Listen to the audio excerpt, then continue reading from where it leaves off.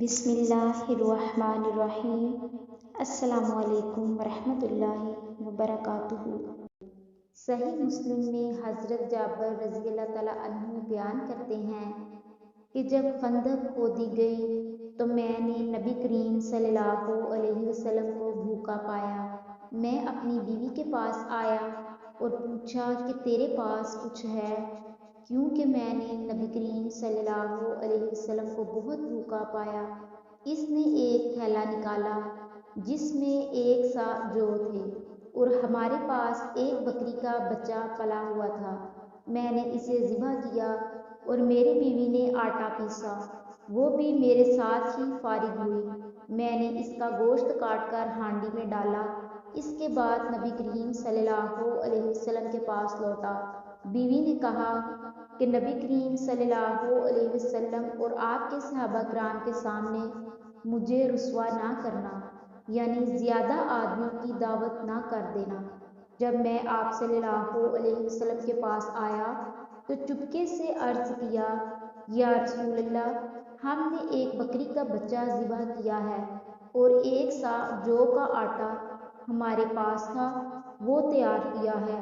تو آپ صلی اللہ علیہ وسلم چند لوگوں کے ساتھ تشریف لے چلے۔ یہ سن کر نبی کریم صلی اللہ علیہ وسلم نے پکارا اور فرمایا، اے خندق والو، جابر نے تمہاری دعوت کی ہے، لہٰذا چلو۔ اور ان حضرت صلی اللہ علیہ وسلم نے فرمایا، میرے آنے تک ہانڈی نہ اتارنا اور نہ گوندے ہوئے آٹے کی روٹی پکانا۔ چنانچہ میں وہاں سے آیا اور نبی کریم صلی اللہ علیہ وسلم بھی تشریف لائے اور آپ صلی اللہ علیہ وسلم سب لوگوں کے ساتھ آگے تھے۔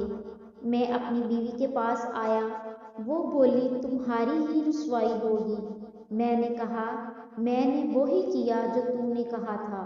بالآخر اس نے گوندا ہوا آٹا نکالا۔ آپ صلی اللہ علیہ وسلم نے اس میں لعاب دہن ملا دیا اور برکت کی دعا کی، پھر ہانڈی میں لعاب دہن ملایا۔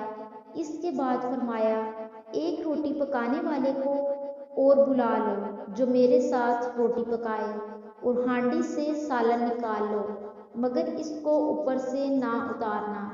حضرت جابر رضی اللہ تعالیٰ عنہ بیان کرتے ہیں کہ اس وقت تک حاضرین 1000 تھے، اور میں خدا کی قسم کھا کر بیان کرتا ہوں کہ سب نے کھایا، یہاں تک کہ چھوڑ دیا اور لوٹ گئے، اور ہماری ہانڈی کا وہی حال تھا کہ ابل رہی تھی اور آٹا بھی اسی طرح تھا، اس کی روٹیاں پک رہی تھیں۔